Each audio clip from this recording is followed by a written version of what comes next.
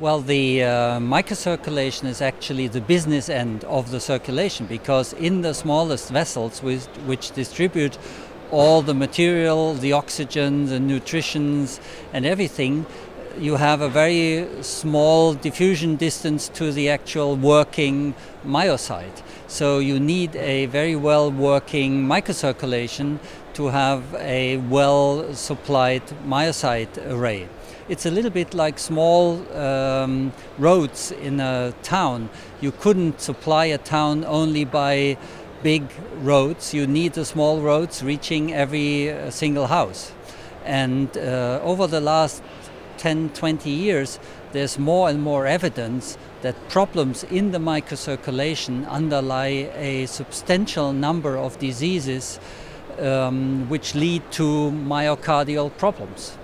Many people come into the hospital and you look at the large vessels, and the large vessels are okay, but still they have angina and have problems with the heart, and then the assumption is that the microvessels are somehow disturbed and there is a malfunction of the microvessels.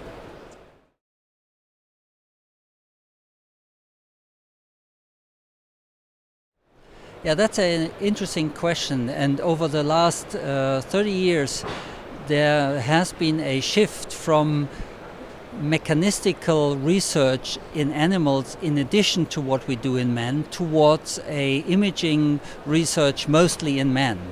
And which is good on one hand, because we want to use as little animals as possible, but on the other hand we lose the capacity to find out what is really the mechanisms. And that can only be done in a model where you can change things, where you can perturbate the situation. And therefore what I think is needed is something we want to call a coronary microvascular observatory, where you can look into the microvessels of a beating heart and see what kinds of problems appear. Are they occluded? Are there leukocyte endothelium interactions? Are they compressed by the tissue pressure? Are there inflammatory processes?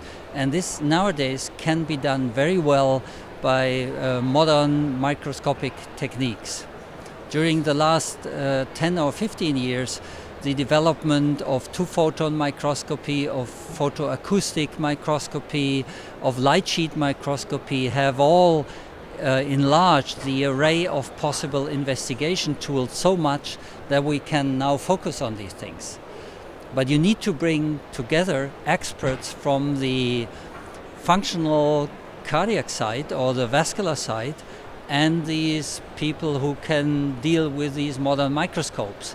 Therefore, it's really a little bit like an astronomical observatory where you need one guy to fix the lens and deal with all the physics, but another one having the question with respect to science.